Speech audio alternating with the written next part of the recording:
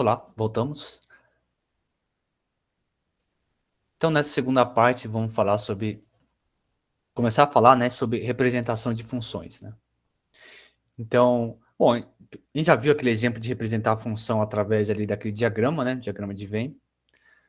E vamos olhar mais dois tipos, né? O primeiro tipo, assim, que é bem simples, seria, seria esse exemplo aqui que eu estou chamando de forma tabelar, tá? O que é a forma tabelar, né? E ela também, pelo próprio, como vocês vão ver a construção dela, ela funciona muito bem quando, por exemplo, o domínio dele é um conjunto finito, tá? Então, o que seria essa forma tabelar, né? A gente pode considerar a função f de 1, 2, 3, 4, né? Então, o nosso domínio aqui, ele é formado só pelos elementos 1, 2, 3 e 4, tá? Então, ela vai desse conjunto f, 1, 2, 3 e 4 e chega no números reais, tá? E ela tem uma expressão analítica, né? Uma expressão algébrica que é dada assim, o f de x é igual a 3 vezes o x menos o 1, tudo bem? E o que seria a forma tabelar? A forma tabelar seria assim, né? Você poderia pensar numa tabela, né? Por isso que vem a palavra fórmula tabelar. Aqui, primeira coluna, você coloca os elementos x, ou seja, aqui na primeira coluna você coloca o domínio da sua função, os elementos que estão no domínio. Então, o x vai valer 1, 2, 3 e 4, né? Então, você coloca aqui no x 1, 2, 3 e 4. E aqui, na segunda coluna, eu chamei de f de x, né? Porque o que é esse f de x? São os valores que a f assume quando você considera o x né, x como sendo um elemento dessa primeira coluna, né? Então, por exemplo, né? Você tem 1. Aí, quem é o f de 1? Você vai fazendo aqui do lado. Você vai fazer tudo do lado aqui. Você escreve f de 1. F de 1 é igual a 3 vezes 1, né? 3 vezes 1, menos 1, que vai dar 3 vezes 1 dá 3, menos 1 vai dar 2. Tudo bem? Deu 2. Então, aqui você vai colocar na tabelinha o 2, né? Aí o segundo é o f de 2, né? O f de 2 é igual 3 vezes 2 menos 1. 3 vezes 2 vai dar 6, menos 1 vai dar 5. Então aqui vai ser o 5. E aí você continua. F de 3 é igual a 3 vezes 3 menos 1. Então vai dar 9 menos 1, vai dar 8. Tudo bem? Aí por final, o F calculado no 4 é igual a 3 vezes 4. Então é 3 vezes 4 menos 1. Então 3 vezes 4 dá 12, menos 1 vai dar 11. Então aqui vai ser 11. Tá? Tá, então isso aqui que é a fórmula tabelar, né? Ela é bem simples. Como vocês viram aqui, né? Como vocês viram no processo de construir ela, vocês veem que se o conjunto, o domínio aqui for um conjunto infinito, já fazer essa tabela ficaria impossível, né? Então ela, ela é boa quando você tem o seu domínio, né? Ele é um conjunto finito, então fica fácil, né? Porque é só você. A primeira coluna são os elementos do seu domínio, e a segunda coluna são os elementos que são imagens dos elementos que estão na primeira coluna. Então, 1 é elevado no 2, o 2 é elevado no 5, o 3 é elevado no 8 e o 4 é elevado no 11. Tudo bem? Então, essa aqui é a ideia do que é essa representação bem simples, chamado uma representação em forma tabelar. Tá? Você dá uma tabela em que uma tabela com duas colunas, a primeira coluna são os valores, são as variáveis, né? Você pode pensar, são as variáveis, são os valores que estão no domínio da sua função. E o segundo coluna são formados pelas imagens dos elementos que estão na primeira coluna. Nesse caso aqui, onde que a sua função é dada por uma representação algébrica. Tudo bem?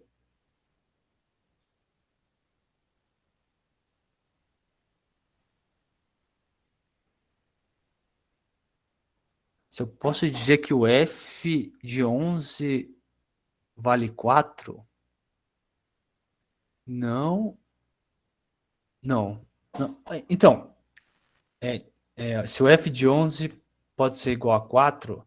Ah, não, primeiro assim, que o 11 não está, assim, nesse exemplo aqui, nesse exemplo particular, o 11 não está aqui no domínio, então aí meio que você não pode perguntar se você pode calcular o f de 11. Mas suponha que estivesse, tá? Suponha que estivesse aqui, ó. Suponha que tivesse o... Suponha que 1, 2, 3, 4 e 11, tudo bem? Suponho que fosse.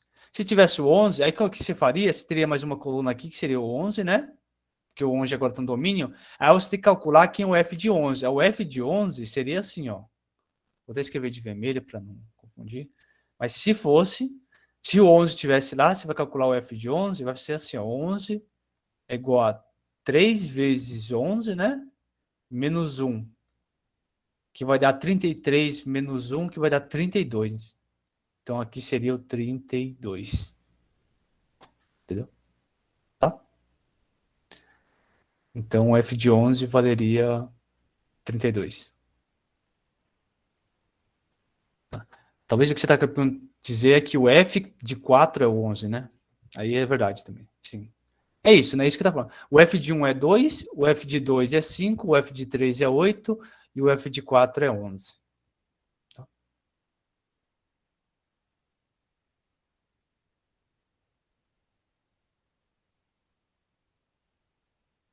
Certo? Tá. Alguém tem alguma dúvida? Posso continuar aqui?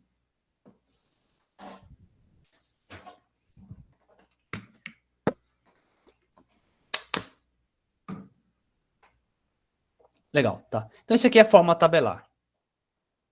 Só que assim, essa é uma forma tabelar, é bem simples de construir, só que, eu não sei, ainda não tem aquele aspecto geométrico, né? Não tem aquele aspecto visual, assim, muito interessante. Vimos lá na... Ah, tá, isso daqui a pouco. O que eu tô falando é que essa representação tabelar ainda não tem um aspecto, assim, visual muito interessante, né? Um exemplo, que é um exemplo, assim, pode já ter ocorrido, que assim, por exemplo, suponha que agora a gente está querendo analisar aqui as vendas mensais de uma empresa, tudo bem? As vendas mensais. E aí, então, todo mês, você tem um mês lá, e você vê quanto você teve de vendas, tudo bem? Qual que foi a sua receita de vendas naquele mês. E aí você pode chegar numa tabela assim, né? Você vai ter aqui um mês, né? Então, você analisou essa empresa por 7 meses seguidos. Então, no mês 1, você vendeu 5, né? Aqui está em 1.000, né? Então, é 5.000 reais. No segundo mês foi 6, no terceiro mês foi 6,5, no 4 foi 4,5, no 5 foi 7.000 e assim por diante, tá?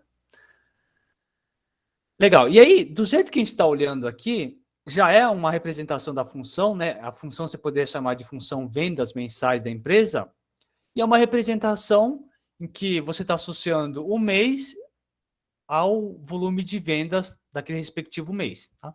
Então, isso aqui já é uma função na forma tabelada, você já pode pensar nela como uma forma tabelada, só que, por exemplo, imagine você está trabalhando para uma empresa, né?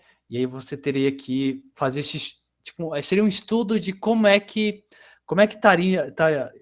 as vendas estão indo assim na empresa, tudo bem? Então, lógico, primeira coisa você vai montar uma tabela desse jeito, mas não sei, imagina você simplesmente você montou a tabela, cada mês você foi lá, viu quanto que tinha de vendas por mês, você simplesmente colocou essa tabela numa apresentação que você está fazendo ali numa reunião assim sobre o desempenho da empresa, né? E assim, aqui ainda tem só 7 meses, né? Mas suponha que ali, em vez de 7 meses, tivesse muito mais, sei lá, tivesse, sei lá, 5 anos de dados, né? E você simplesmente olhando a tabela aqui, fica não fica muito claro assim, por exemplo, como é que a empresa está indo, né? Você não consegue só batendo o olho aqui, você não consegue, por exemplo, falar de se está crescendo, se está decrescendo, como é que está indo a empresa, se a empresa está indo bem ou não, tá? Eu só tenho os dados aqui só tem a representação dos dados aqui nessa forma tabelar, e aí, não sei, fica visualmente, não é uma coisa que você bate o olho e você já consegue tirar algum tipo de insight, né? Você não consegue tirar algum tipo de informação, tá? Mas, por exemplo, uma coisa que a gente já tinha visto na aula passada é, por exemplo, agora, se você faz uma coisa diferente, você coloca uma representação gráfica dessa forma, o que, que era isso? Lembrando, né? Que era a pluviometria, né, do sistema Cantareira, que é um sistema de reservatório aqui de São Paulo, né? Mas, enfim, aqui era o nível, né? A variação pluviométrica, né? A variação da quantidade de chuva. Você olha esse tipo de gráfico aqui, aí já fica um pouco mais fácil assim, de entender, já fica visualmente, você já consegue tirar um tipo de informação, tudo bem? E o que está sendo feito aqui, na verdade? Na verdade, está sendo feita uma representação da função, mas o que a gente está fazendo? A gente está olhando, na verdade, o que é chamado de gráfico da função, tudo bem? Aqui nessa representação tabelada, fica difícil você ver algum tipo de comportamento, algum tipo de informação que você conseguiria extrair dos dados, né? Só de olhar.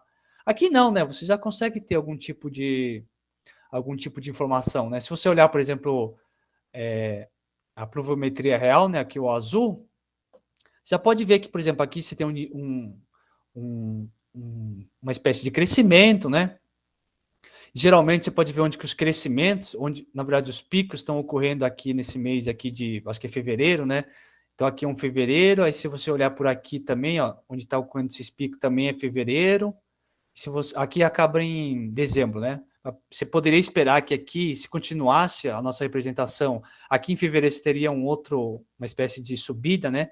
Você pode ver que tem aqui uma espécie de uma montanha, né?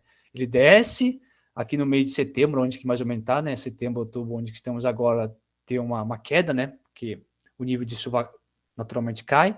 Aí que vai chegando no verão, sobe, né? Você vê que o nível de chuva dá uma subida, depois começa a cair de novo. Aí nesse mês de julho, agosto, setembro, como por causa do clima, né? Acaba tendo um pouco mais de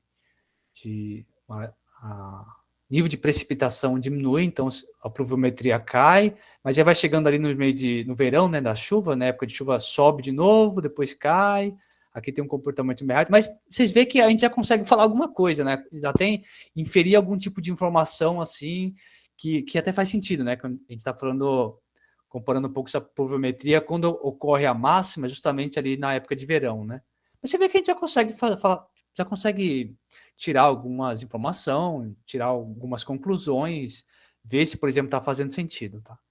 Então, esse aqui é um exemplo mostrando que imagina esse tipo de informação na formato tabelado, né? Então aqui você teria numa tabela aqui você teria tipo os meses, né? Que é o que está aqui embaixo, e na outra coluna você só teria esse nível pluviométrico, né? Que seriam esses valores, tá? Então ficaria um pouco difícil para a gente inferir só fazendo uma inspeção visual algum tipo de informação. Como a gente aqui nesse caso a gente tem, né, o gráfico da função, fica mais fácil, né, você conseguir tirar algum tipo de informação. E o que a gente vai fazer é isso, né? Bom, esse exemplo aqui de pluviometria é um exemplo bem claro, né, que mostra para a gente que olhar para o gráfico da função é uma coisa interessante. Então, vamos relembrar um pouco esse conceito de função, de gráfico, né, de uma função e como que a gente constrói ela. Tá? E para isso a gente precisa lembrar o que era o plano cartesiano, né? O plano cartesiano. Então vamos relembrar o que era o plano cartesiano. Lembra? O que a gente está, o objeto principal aqui no nosso curso, como eu venho salientando, são funções chamadas de funções reais. Ou seja, são funções que estão definidas num subconjunto dos números reais e estão chegando no subconjunto dos números reais. Tudo bem? Isso é o objeto principal aqui do nosso curso, que são as funções reais, tá? Mais especificamente, funções reais de uma variável. Lembra que no começo, quando a gente estava falando de números reais, a gente tinha aquela noção de que os números reais eram uma reta e essa reta ainda tinha uma direção de crescimento, né? Lembra? Foi assim que a gente meio que introduziu essa ideia de números reais. O que a gente faz aqui para fazer o gráfico de uma função? Primeiro a gente faz isso, a gente faz uma reta, faz uma reta horizontal, tudo bem? O que essa reta vai representar? Ela vai representar os números reais, tudo bem? Como a gente já tinha visto lá quando a gente fez aquela revisão de números reais. Então, essa reta aqui representa os números reais. Legal. Então, até aí não tem nenhuma novidade. Só que o que vamos pensar é assim. Essa reta aqui horizontal, o que ela vai representar? Ela vai representar pontos do meu domínio. Tudo bem? Pontos do meu domínio. Tá? Então, lembrando, a gente quer fazer uma representação gráfica da função, que é o que a gente vai chamar de gráfico. Então, eu fiz uma primeira reta. Por que eu fiz uma primeira reta? Porque essa reta já lembra a nossa reta real, né, dos números reais, que é o domínio onde que as funções que são objeto de estudo dessa disciplina estão partindo. Tá? Então, domínios são sempre alguns subconjuntos dessa reta. Esse é o domínio. Bom, mas você fala, você colocou o domínio, né? Você quer representar uma função, então você tem que também representar de alguma forma o contradomínio. Mas, de novo, o contradomínio também, aqui na nossa disciplina, ele é formado por números reais também. Então, eu teria que colocar uma outra reta. Para eu não confundir com essa reta que eu já coloquei aqui, eu vou traçar uma outra reta, né? Também com uma direção, só que eu vou traçar essa reta perpendicular a essa reta que eu tracei aqui, tá? Vou fazer uma outra reta. E eu vou traçar uma outra reta assim, tá? Perpendicular à primeira. Tudo bem?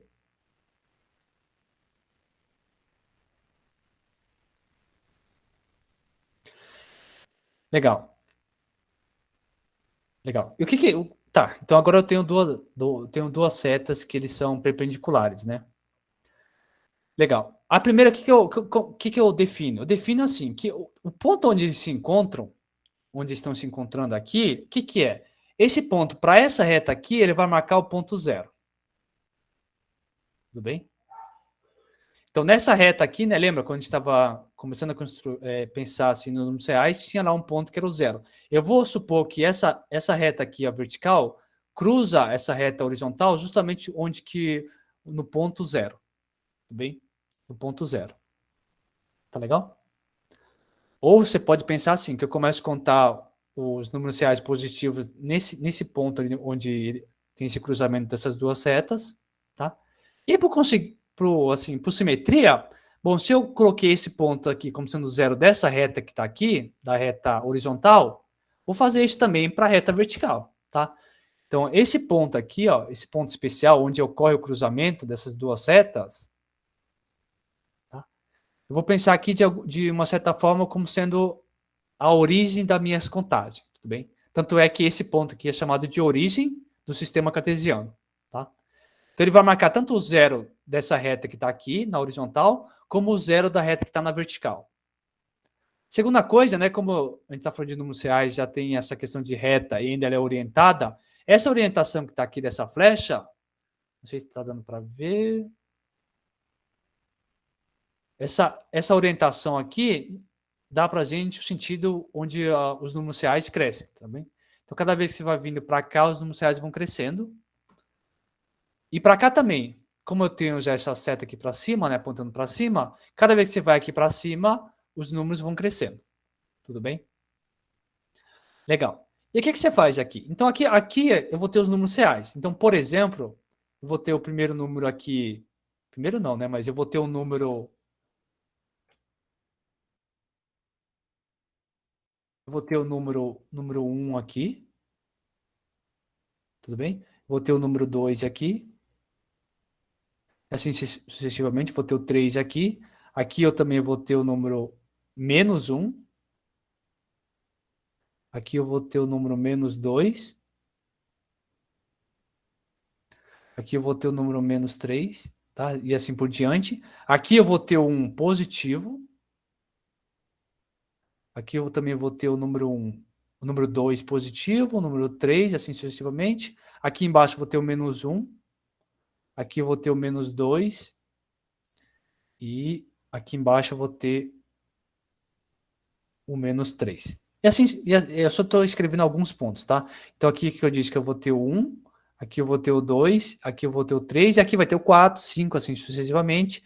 Para cá, né, do zero, então eu estou do lado esquerdo do zero. Então aqui vai ser o menos 1, o menos 2, o menos 3. Para cima eu vou ter os positivos de novo, 1, 2, 3 e assim por diante, tá? Aqui eu vou ter o 4, assim sucessivamente. Aqui eu vou ter o menos 1, menos 2 e menos 3. Tudo bem? Então essa aqui é a ideia do plano cartesiano. Tá? Deixa eu escrever plano cartesiano. Lembrar, né? Aqui eu só estou escrevendo os números naturais, os inteiros, na verdade, mas aqui no meio eu vou ter, aqui entre o 0 e 1, por exemplo, aqui no meio eu vou ter o 0,5, tudo bem? Vou ter o 0,5 aqui, desse lado aqui eu vou ter o menos 0,5, aqui em cima eu vou ter o 0,5, e aqui embaixo eu vou ter o menos 0,5, tudo bem? Esse eixo aqui a gente vai chamar o eixo de eixo OX, e esse eixo aqui a gente vai chamar de eixo OY, tudo bem? E o que a gente vai fazer? Vamos fazer o seguinte, ó. Tá, então para que serve esse sistema, essas duas setas com essas numeração? Porque o que acontece é que quando você fixa esse sistema aqui, essas duas setas, qualquer ponto que está aqui, nesse plano aqui do papel, você pode descrever ele por coordenadas, tudo bem? Então, igual pensar aquelas questões de latitude e longitude, o que acontece? Qualquer ponto ali da, da quando você vai fazer algum tipo de localização geográfica, você sempre pode dar duas coordenadas, né? Que é a latitude e a longitude, tudo bem? O que está ali por trás dessa ideia é justamente essa ideia de plano cartesiano. Porque a gente tem esse sistema aqui de medida, então qualquer ponto aqui do meu plano eu posso dar em função de coordenadas, tudo bem? A gente vai em função de coordenadas. Por exemplo, para facilitar, vou pegar esse ponto aqui, ó, esse que está aqui. Deixa eu escrever até com outra cor. Então, por exemplo, vamos pegar esse ponto aqui. Esse ponto aqui, ó. Esse ponto aí do meu plano. Tá, peguei esse ponto aí qualquer. Aí eu posso, ao invés de dar o ponto, ou dando ponto, eu posso dar para vocês um meio de localizar esse ponto, né? Você pode fazer assim, ó. Você pode olhar. Você pode olhar aqui, ele está na direção 2, né? Você faz uma reta que é perpendicular a essa reta OY, ou projetando esse ponto para baixo, e depois você faz a mesma coisa com uma reta paralela ao eixo X. Tudo bem? Então, qual que é a ideia? Pegou um ponto aqui, ó, pegou esse ponto. Traça uma reta que é paralela ao eixo X e que passa por esse ponto. Se você fosse traçar mesmo, você chegaria a alguma coisa, quer ver assim, ó. Faz assim, na verdade, vamos passo. Você tem esse ponto aqui, certo? Aí você pega uma reta que seja paralela ao eixo X. Se você pegar uma coisa que seja paralela ao eixo X, para simplificar, eu vou até dar um Ctrl+C, Ctrl+V. Ó, se você pegar uma coisa que seja paralela a ele, eu vou dar um Ctrl+C, Ctrl+V aqui. Aí você fez isso aqui, tá? Aí o que acontece? Você pega, ele está paralelo, aí você coloca ele em cima do ponto vermelho, tudo bem? Mais ou menos, tá? Ponto vermelho. Você passou ali. Então, essa reta deu um Ctrl+C, Ctrl+V, ela é paralela aqui ao eixo X e passa por aqui, tá? Olha, eu consigo mudar, que beleza. Que legal.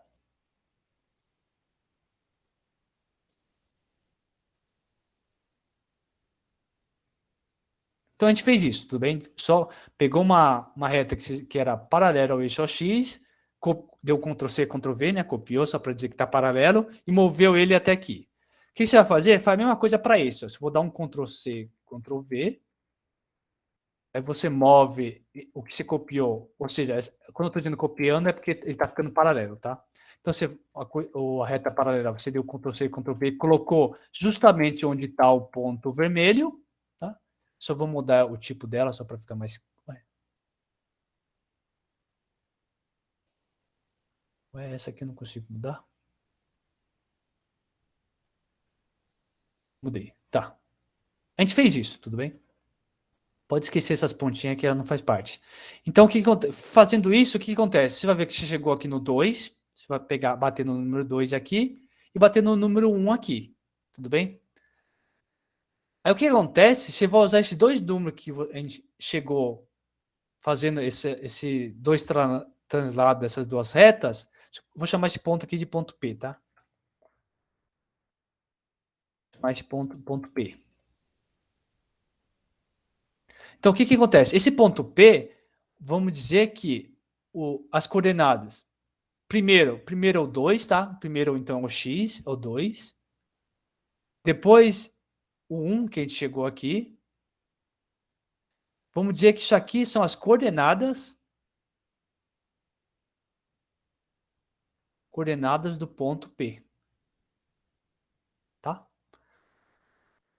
Então, lembrando, só lembrar como a gente fez, como a gente achou o 2 e o 1, né? Então, a gente fez só as retas e viu onde que estava intersectando. Então, a gente fez essa reta, viu que bateu aqui no 2, pegou essa reta aqui que é paralela ao eixo OX, bateu aqui no 1, tá? Aí você fala que esse par aqui, 2 e 1, são coordenadas do ponto P. Tudo bem? E o que dá para fazer, assim, qualquer ponto que você der aqui, qualquer ponto, seja ele qual for, você com esse mesmo procedimento, você vai conseguir determinar dois números reais, e você vai usar esses dois números reais como sendo as coordenadas desse ponto. Tudo bem? Tá? Então, assim, é assim que a gente, dado um ponto aqui do plano, a gente encontra quem são as coordenadas desse ponto. Tudo bem? Legal.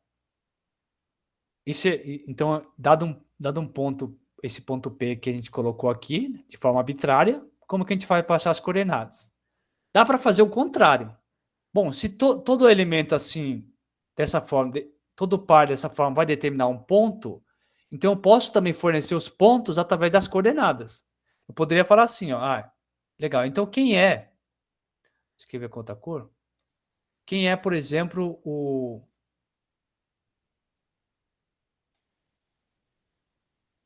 quem é o ponto de coordenadas menos 1 e 2, vai. Quem é o menos 1, 2, tá? É mais fácil, né? O que você faz? Menos 1, 2. Então são as coordenadas. Lembrar, a primeira coordenada é sempre o que está aqui nesse eixo X, tá? Que o nome disso é o eixo das abscissas. E a segunda é sempre relacionada ao eixo vertical, que é o eixo das ordenadas. Tudo bem? Então, menos 1. Menos 1 você olha aqui no eixo X e vai estar aqui, ó. Menos 1 está aqui. Né? Menos 1 está aqui. Aí você faz o contrário, você pode fazer o contrário. Você faz assim, você pega essa reta. Então, primeiro é o menos 1, né? O primeiro é o menos 1. Primeiro é a coordenada menos 1. Vamos descobrir quem é esse ponto. Você pega essa reta aqui, que é paralela ao eixo Y, você vai colocar no menos 1.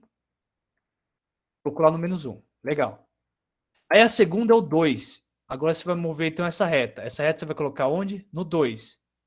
Você vai colocar lá no 2. Ponto. Fez isso? Onde que essas retas estão se encontrando é o ponto que você queria, tá? Então, onde eles estão se encontrando, que é esse pontinho aqui, ó. Escrever assim. Esse é o ponto que eu vou chamar de ponto Q, tá? Então, quem é esse ponto? É a coordenada do ponto Q. Tudo bem?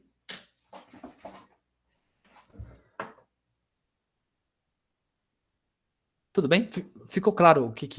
Ficou claro, então, qual que... A gente está revisando, né? Essa revisão lembrar o que era esse plano cartesiano, o que era esse conceito de pontos, de coordenadas do ponto, tá? O que eram as coordenadas do ponto. E assim, dado um ponto P, como a gente acha as coordenadas, né? Então, fazendo esse translado das setas.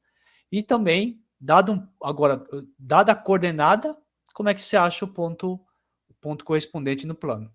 Tudo bem? Essa direção aqui, inclusive, vai ser mais importante para a gente lembrar do que era essa noção de gráfico de uma função. Tá? Porque assim, ó, pensa assim, a gente começou dizendo, né, que a gente queria que esse eixo OX fosse o domínio da nossa função, né? Que comportasse o domínio da nossa função. Esse OY aqui, então a gente falou, esse OY aqui vai ser o contradomínio. Tudo bem? Aí tá, tem isso. Aí tem o plano cartesiano, você pode olhar qualquer ponto como par ordenado, né? Você tem o primeiro elemento, que é esse elemento que está aqui no OX, e o segundo é o elemento que está aqui no eixo Y.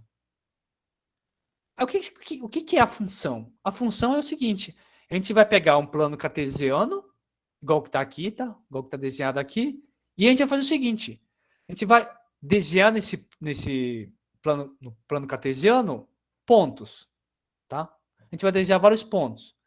Que pontos são esses, né? Dada uma função, que pontos são esses? Vão ser os pontos que a primeira coordenada é o x, tudo bem? E a segunda vai ser o f de x, tá?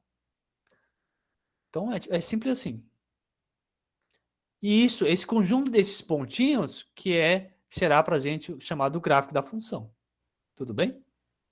Tá entendendo? Porque que a gente viu, lembrando aqui o que era o plano cartesiano, e viu que cada ponto aqui, cada ponto pode ser determinado por um par. Um par são dois números, né? Um número real aqui e um número real aqui. Então o que a gente vai fazer? Vai pegar um plano cartesiano, dado uma função, que vai ter a sua regra de associação, ou pode ser até tabelada. Vamos associar os pares, tal que a primeira coordenada aqui é o x, e a segunda coordenada é o f de x. Tudo bem? Total. Aqui só nomenclatura, né? A reta horizontal, né? Que é essa reta aqui, que a gente desenhou, do OX, é chamado de eixo das abscissas. A reta vertical, né? É chamada de eixo das ordenadas. Vimos, né? Que todo ponto, ele pode ser representado por um par ordenado, tal que esse primeiro elemento aqui é o elemento que você vai olhar o eixo das abscissas, né? Que é aquele eixo horizontal. E o segundo elemento é o elemento que você vai olhar o eixo vertical. Tudo bem? Legal.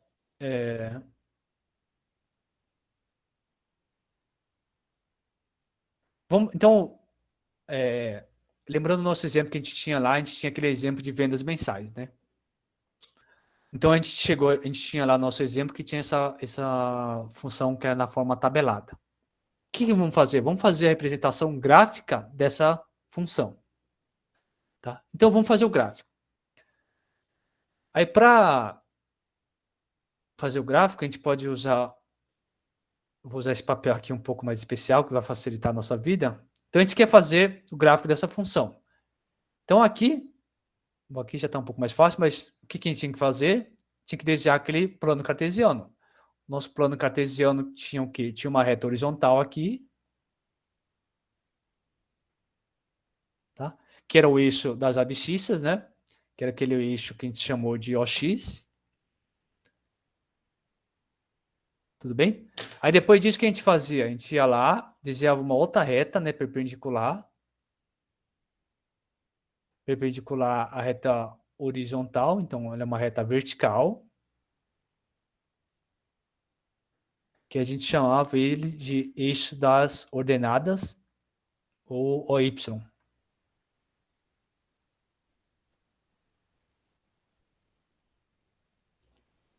Ou simplesmente você pode chamar aqui só de x e aqui de y, tá? E lembrar que, então, o par ordenado a gente sempre está olhando assim, x, y.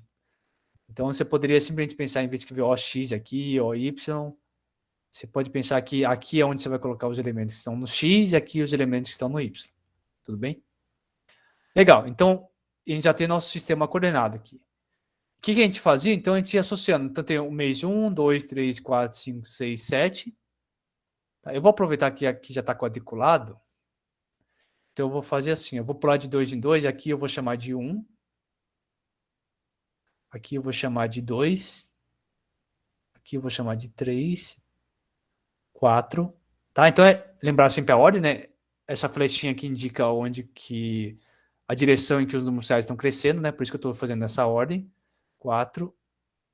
Aqui o 5. E aqui o 6, né? 1, 2, 3, 4, 5, 6, né? Que é o elemento aqui do nosso domínio. Então tem 1, 2, 3, 4, 5, 6 e 7. E 7. Né? Lembrar por quê? Porque eu estou fazendo isso, porque eu sei que aqui é o 0, né? 0, 0. Legal. Aí os valores vão de 5, 6, 6,5 até 8, né? Será que vai dar? Então aqui vai dar 1, 2,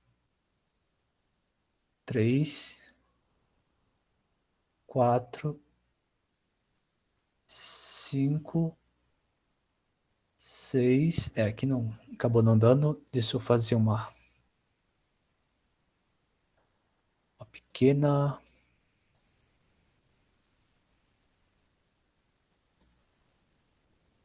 codificaçãozinha. Mas tá.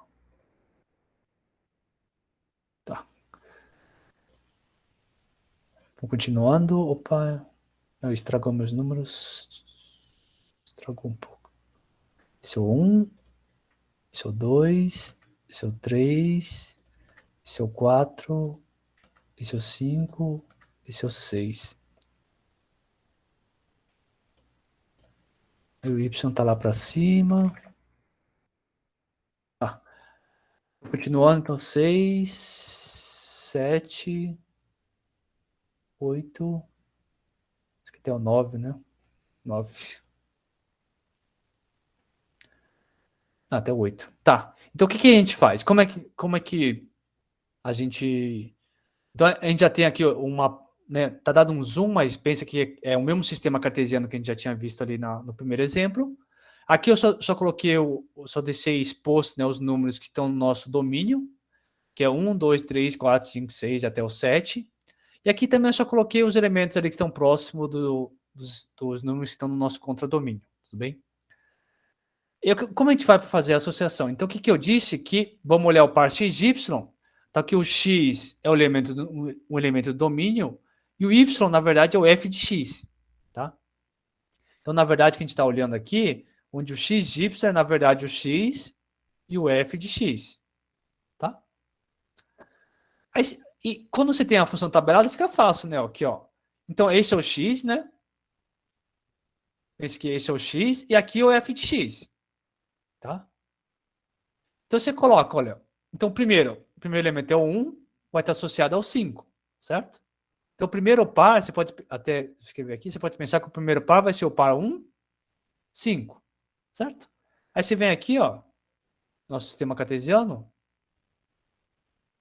você vê aqui o 1, então vai estar aqui, né? Eu não vou fazer aquele translado de reta, porque acho que fica fácil de entender. Aqui é 1, então eu vou olhar nessa linha do 1 aqui, tá? Eu estou olhando aqui nessa linha do 1. Então, a primeira coordenada era 1, a segunda coordenada é o 5. 5 eu vou olhar nessa linha que está aqui, ó. Mas se você olhar essa linha aqui e essa linha do 1, então eles vão se encontrar justamente aqui, ó. Né? Se encontrar justamente nesse ponto que está aqui.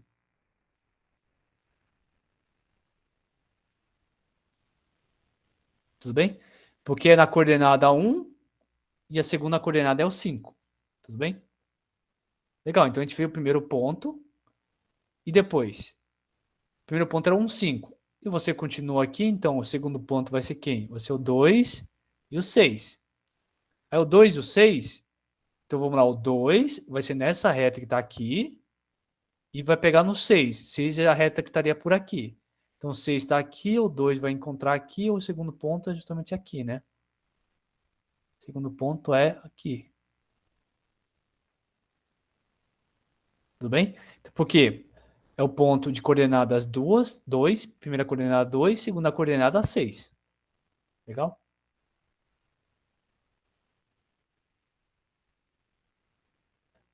E aí você continua, tá? Então, eu já vou até fazer direto. A segunda vai ser o 3 e o 6,5, tudo bem?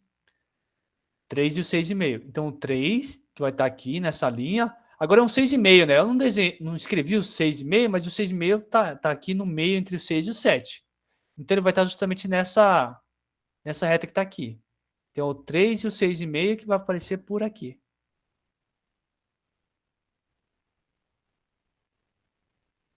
Tudo bem? Porque essa aqui, ó, essa aqui é a linha do 3, primeira coordenada, e a segunda coordenada, que é o 6,5, né? Então vai estar entre o 6 e o 7, eu posso usar como sendo essa reta que está aqui.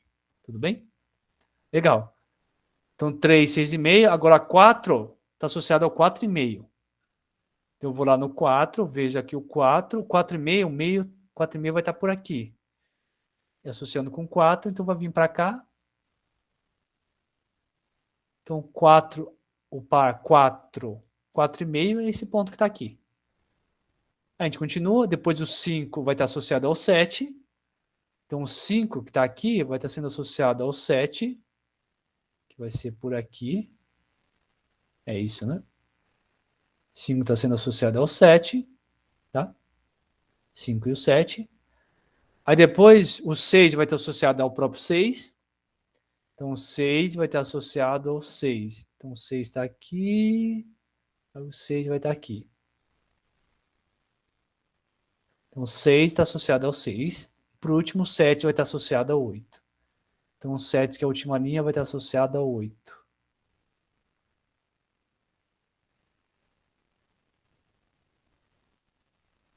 Tudo bem? Então pronto, ó, essa representação com esses pontinhos aqui é o gráfico da função.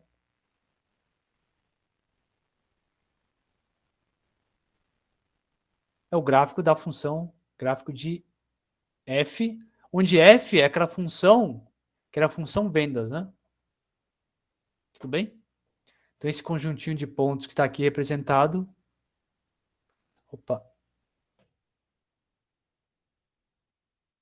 é o que a gente chama de gráfico da função f. Tudo bem? Então aqui é o x, se você quiser, você pode escrever que o x, então, aqui era o mês. E aqui eram y, era na verdade as vendas, tá? Vendas em 1000, tá? Legal? E aí, a gente pegou aquela tabela, né? Essa tabela que estava aqui, plotou o gráfico, deu isso, né? Então aqui são os meses e aqui as vendas. E o que só olhando, agora sim, olhando o gráfico, o que a gente pode ver? Pode ver o seguinte, né? Que à medida que os meses vão passando, né? Que você começou a fazer o estudo, deu para notar o quê? Que você está tendo um crescimento nas vendas. Tudo bem, teve algum mês aqui, para esse mês 4, que de repente você teve uma queda aqui nas vendas, então você vendeu bem menos, mas depois você recuperou aqui, depois teve uma quedinha no mês 6, depois no mês 7 você, inclusive, fez uma quantidade de venda no mês 7 foi boa. Mas se você olhar para cá, só olhando esses pontinhos azul, o que está te dando para vocês? Está dando uma noção de crescimento, né? Tá?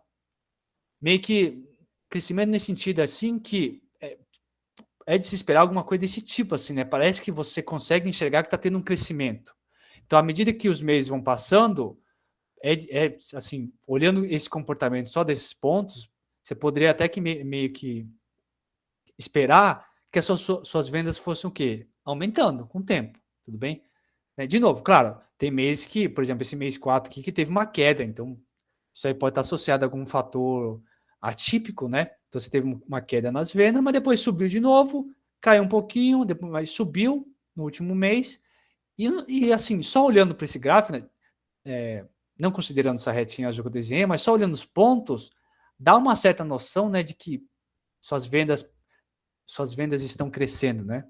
Cada mês é de esperar que se você tiver aqui lá no mês lá para frente, suas vendas vão estar por aqui, né? Nessa região um pouquinho, ou seja, você vai estar vendendo um pouquinho, até mais do que 9 mil em vendas, né? Isso só a gente olhou, só o que a gente fez? O que a gente fez da função tabelar para cá? Simplesmente a gente foi, o que a gente fez dessa tabelinha para cá? A gente simplesmente fez um desenho que na verdade é o gráfico da função f, tá? Mas assim, por mais simples que pareça, né? O gráfico da função, ele já começa a te dar umas informações adicionais, né? Por exemplo, nesse caso aqui, você já pode começar a inferir, né? Você poderia, se você estivesse fazendo um relatório, você poderia meio que já inferir, né? Ou dar uma indicação de que as suas vendas estão crescendo. Tudo bem? Claro, não vai crescer todo mês, né? Às vezes pode acontecer alguns imprevistos, né? Mas no geral aqui, ó, se você vê o comportamento geral aqui das suas vendas, você pode inferir que ela vai estar crescendo. Tudo bem? Tá, então isso aqui é o gráfico dessa função vendas, tá? Nas aulas seguintes, o que vamos fazer, né? Um dos tópicos relacionados a esse curso é exatamente isso. Você conseguir pegar uma função e fazer um esboço do gráfico dela, tudo bem? Nesse caso aqui, ó, nesse caso que a gente está vendo aqui, é simples, tá? Em particular, porque você tem uma quantidade finita de pontos. Quando você tem uma... Por exemplo, se você for pensar no gráfico dessa função aqui... Cadê? Dessa função que está aqui. Aqui não, aqui eu tenho uma... Ah, não, aqui não. Cadê? Aqui.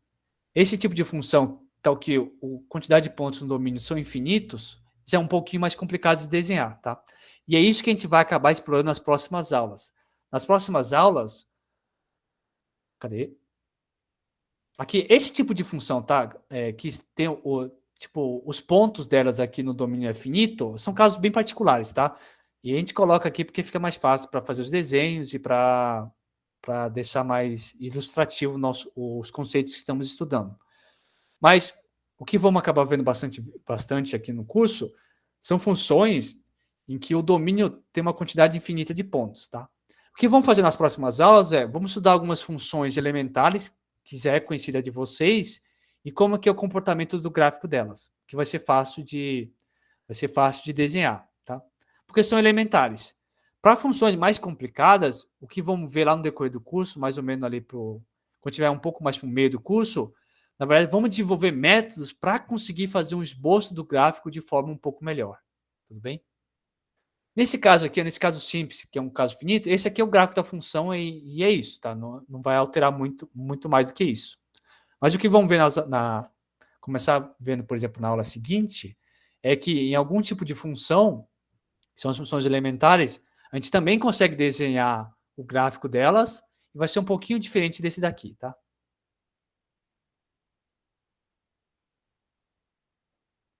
Legal, tá? Então, esse aqui é... A gente fez ali uma revisão do que é o gráfico de uma função. Nas aulas seguintes, né, vamos estudar funções particulares, né, funções que são chamadas de elementares, e lá a gente vai continuar fazendo esse estudo de gráfico, e então a gente vai continuar abordando esse assunto de gráfico, tá? Ali, essa revisão que a gente fez foi uma revisão bem básica, só para vocês lembrar o que era um plano cartesiano e qual que era a ideia do que era um gráfico da função, tá? Legal. Vamos terminar essa aula falando um pouco o que são funções crescentes e o que são funções decrescentes.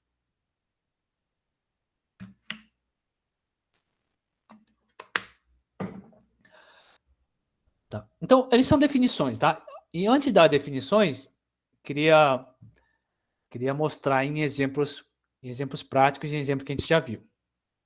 Vamos voltar naquele problema de consumo de combustível, né? O que era aquele problema? Que você dá a quilometragem da viagem que você vai fazer e a função retornava quantos litros de gasolina você vai gastar. E vimos ali no começo da aula que a expressão para ela a expressão algébrica dela podia ser assim, né? F de x igual a x sobre 10, tá? Então, x aqui você coloca a sua quilometragem, aí você substitui aqui, divide, o que o resultado vai te dar um resultado em litros, que é o litros que você vai gastar na sua viagem. Então, a gente viu, né, que a gente pode pensar nas quilometragens como sendo o conjunto dos números naturais, né? Os litros você pode pensar como sendo o conjunto dos números racionais. E você tinha essa função, né, que de A em B, f de x igual a x sobre 10. Tá? O que ela tem de interessante? Então, aqui está a função, tá? Mas lembrando o problema que era assim, essa função era, como eu já mencionei, né? Só repetindo, é isso. Você me dá a quilometragem da viagem que você vai fazer, a função te retorna quantos litros você vai gastar. Tudo bem? Supondo ali que o seu carro faça 10 km por litro, tá? Mas é isso. E aí o que acontece? Nesse tipo de problema, assim, é bem intuitivo pensar assim. Se você se você tiver duas viagens, né? Se tiver uma viagem, se você aumentar a quilometragem da viagem, se você aumentar a distância que você vai percorrer, é natural que a quantidade de gasolina que você vai gastar vai aumentar, né? É meio óbvio, né? Por exemplo, se você fizer uma viagem, você vai fazer uma viagem da sua casa até uma outra cidade, é 100 km, tudo bem? Você vai gastar ali uma certa quantidade de gasolina. Se você chegou lá, você estendeu um pouco e ao invés de ir nessa cidade, você ir na outra cidade, na próxima cidade vizinha ainda, então suponha que na primeira viagem você andou 100. Se você ir na outra cidade, você vai então percorrer no total 150. É natural que quando você fez esse aumento de 100 para 150, o consumo de combustível para fazer uma viagem de 100 vai ser menor do que o consumo de combustível para você fazer uma viagem de 150 quilômetros. Tudo bem? Ou seja, se você aumentar o percurso, é natural que a quantidade de combustível que você vai gastar vai aumentar também. Tudo bem? Então ficou claro isso? Se você aumenta a quilometragem, é intuitivo que a quantidade de gasolina necessária vai aumentar. Tudo bem? Então as duas coisas vão na mesma direção. Aumentou a quilometragem, aumentou a quantidade de gasolina. Né? Isso que eu acabei de falar, né, essa coisa de aumentar a gasolina, vai aumentar a quantidade, aumentar a quilometragem, vai aumentar a quantidade de gasolina. Se você quiser colocar isso de uma forma matemática, você está falando isso. Ó. Se o x é menor do que y, né? Se o x é menor ou igual a y, ou seja, se a quilometragem de x é menor do que a quilometragem de y, a quantidade de gasolina que você vai gastar em x vai ser menor que a quantidade de gasolina que você vai gastar em y. Tudo bem? Lembra, o que a f dá? A f de x é a quantidade de gasolina que você vai gastar se você for percorrer x quilômetros, né? Então aqui o f de x é menor, se o x for menor ou igual a y, ou seja, uma quilometragem aqui é menor do que a outra, na quilometragem menor, quantidade de litros de gasolina vai ser menor que a quantidade de litros de gasolina que você vai gastar na viagem maior, tá? Vamos dizer assim, dizendo isso em matemática, nesse problema, você simplesmente está falando isso. Se x for menor ou igual a y, o f de x vai ser menor ou igual a f de y. Tudo bem? Tá? Então, olha, o sinal aqui é o mesmo, né? Então, ó, se você aumentou, né, de x foi para y, você aumentou, de f de x para f de y, você também vai aumentar. É isso que está falando aqui. Tudo bem? Tá legal? Então, nesse problema aqui do combustível, nessa função em particular, como a gente já sabe que é o consumo de combustível, é intuitivo isso, né? Aumentou a quilometragem, vai aumentar a quantidade de litro de gasolina. Colocando numa forma um pouco mais formal, se o x for menor ou igual a y, o f de x é menor ou igual a f de y. Tudo bem? Tá? O que é uma função crescente? É simplesmente uma função que satisfaça isso. Tá? Isso. Tá? O que é uma função crescente? É uma função que satisfaça isso. Tá? Esse exemplo do consumo é um exemplo. Tá? Só para deixar bem claro, uma função qualquer, uma função qualquer de A em B, eu digo que ela é crescente se satisfaz isso. Ó. X menor que Y vai implicar f de x é menor ou igual a f de y. Tudo bem? Então, isso é a definição do que é uma função ser crescente. Tudo bem? Lembra daquele nosso exemplo da função de consumo de combustível, que vai ficar fácil você lembrar o que é uma função crescente. É toda a função, tal que isso é verdade. X menor que y vai implicar que o f de x é menor ou igual que f de y. Tudo bem? Isso é uma função que é chamada de função crescente. Legal. Isso é uma função crescente.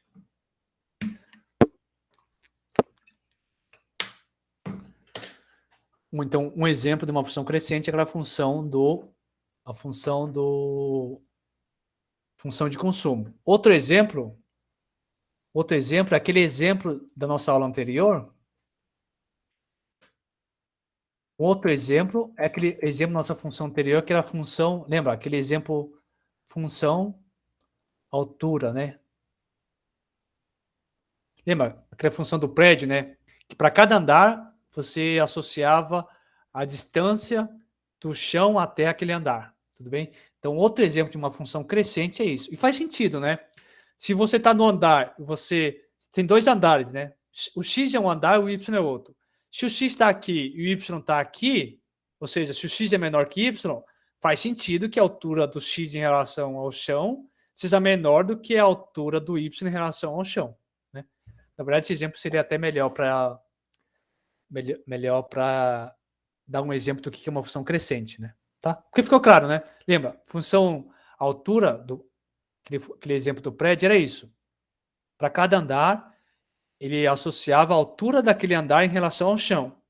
E aí faz sentido. Você está no andar que está aqui, e você pegou o andar X, que está aqui. Aí você pegou um andar Y, que está acima. Aí é claro que a altura do X vai ser menor ou igual que a altura do Y, do andar Y, que está acima. Né? Em outras palavras, o f de x vai ser menor ou igual que o f de y. Tá? Então, um outro exemplo de uma função crescente é a função altura. Legal, vamos agora para um outro tipo. Né? Se a gente tem a função crescente, faz sentido olhar o que seria a função decrescente. Um exemplo da função decrescente é o que está aqui. Suponha que P, agora eu vou chamar de P é o nome da minha função. Essa função, ela associa os gastos que você tem no mês, então, dado o gasto que você tem no mês, e a quantidade de dinheiro que você consegue poupar naquele mês. Né? Tudo bem? Então, P associa quantidade de gastos que você teve no mês, associa a quantidade de dinheiro que você consegue poupar naquele mês. Aí, de novo, é natural. Natural o quê? Se no mês você gasta muito, é natural que o dinheiro que sobra para você poupar diminui. Tudo bem? Então, olha que coisa meio que inversa, né? Se os seus gastos aumentam, então aumentou, cresceu, o dinheiro que sobra para você poupar diminui. Então, observe que está acontecendo ao contrário, né? Então, se os seus gastos aumentar, o dinheiro que sobra para você poupar diminui, tá? Então, tem alguma coisa que aumenta e outra diminui. Tudo bem? Em outras palavras, você pode pensar assim, então, o X é o gasto. Então, se o gasto aumenta, o que você poupa no mês diminui.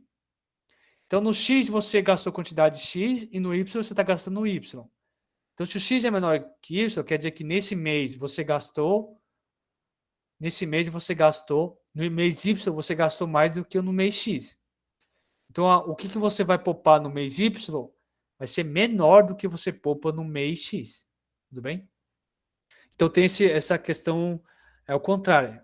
Quanto maior o gasto que você tem, menor é a quantidade que você poupa. Então, nessa função P, que associa seus gastos no mês com a quantidade que você está poupando, acontece o contrário que a gente tinha visto, né, na função de crescimento. Por quê? Aumentou os gastos, então aumentou uma grandeza, a outra diminui. Que é a grandeza, que grandeza que é essa? É a quantidade que você está poupando. Tudo bem? E falando em expressão, colocando isso numa expressão matemática, está falando assim, toda vez que o x é menor ou igual a y, vai implicar que o p de x é maior do que o p de y. Tudo bem? Tá legal? O que é uma função decrescente? É justamente uma função que satisfaça essa propriedade aqui. Tudo bem? Então, você quer colocar numa definição, seria isso. O que é uma função decrescente? Decrescente é assim, toda vez que x for menor ou igual a y, acontece que o f de x vai ser maior do que o f de y. Tá? Então, essa noção que, enquanto lá no domínio você tem a quantidade, sua grandeza, ela aumenta, no contradomínio, as imagens decrescem. Tudo bem?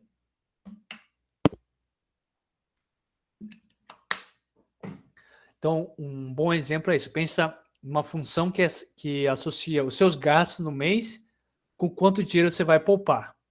Então, é claro, né? Se você aumentar os gastos, o dinheiro que sobra para poupar diminui. Tudo bem? E então, é justamente... Opa! Aqui é uma função decrescente, tá? Decrescente. Decrescente, tá? Então, ele é uma função decrescente. Se x menor ou igual a y, implica que o f de x tem que ser maior ou igual a f de y. Tá? Então, isso que é uma função decrescente. Tudo bem?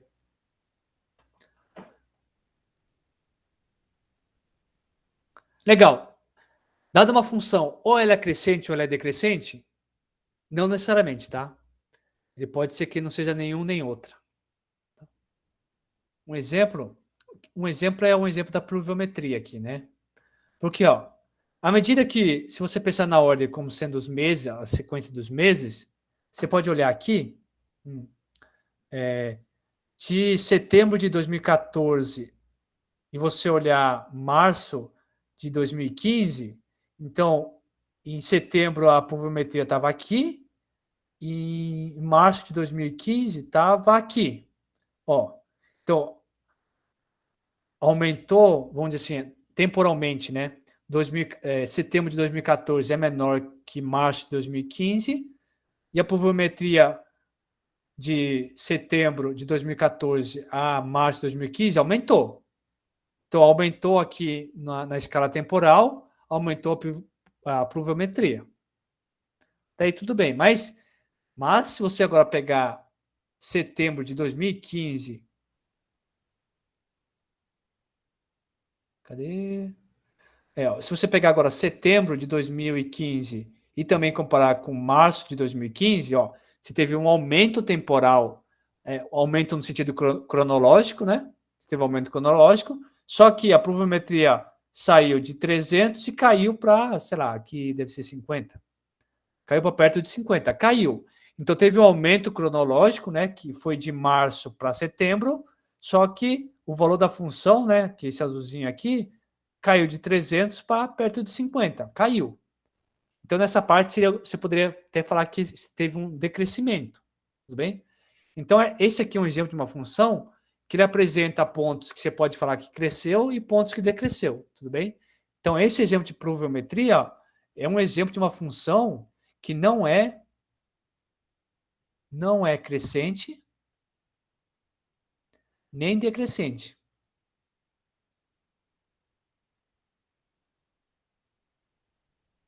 Tá? Então, não é crescente e não é decrescente, tá? Então, pode ocorrer, né? Pode ocorrer se tem uma função que seja crescente, pode ocorrer uma função que seja decrescente, mas pode ocorrer função que ela não é nem crescente nem decrescente. Isso ocorre quando? Quando geralmente a função vai ter pontos que você observa um crescimento, mas vai ter outros pontos também que você observa um decrescimento. Tudo bem? Então, esse exemplo da pluviometria é um exemplo de uma função que não é crescente nem decrescente.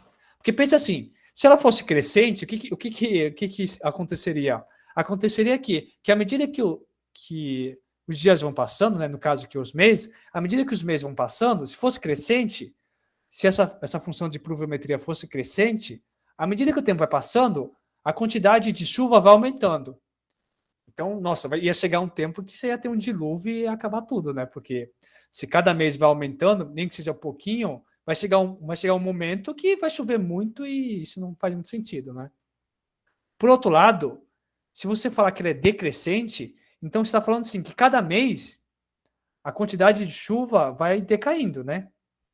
Então ia chegar um tempo assim cronológico, ia chegar num futuro que de repente ia chover muito pouco, ia chegar até, por exemplo, a chover nada.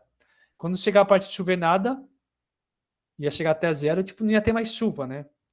Então também, no caso da pluviometria, talvez isso não faria muito sentido. Né? Então, por isso que a pluviometria aqui, nesse caso, nosso exemplo, é um exemplo que ela não é uma função nem crescente, nem é decrescente, tá? Bom, é isso que eu tinha para falar na aula de hoje, né? Então, o que a gente fez nessa aula foi basicamente rever, né, um pouco o que é esse conceito de gráfico de função, e a gente concluiu aqui olhando o que era a definição de função crescente e função decrescente, tá? O que vamos fazer nas próximas aulas é assim.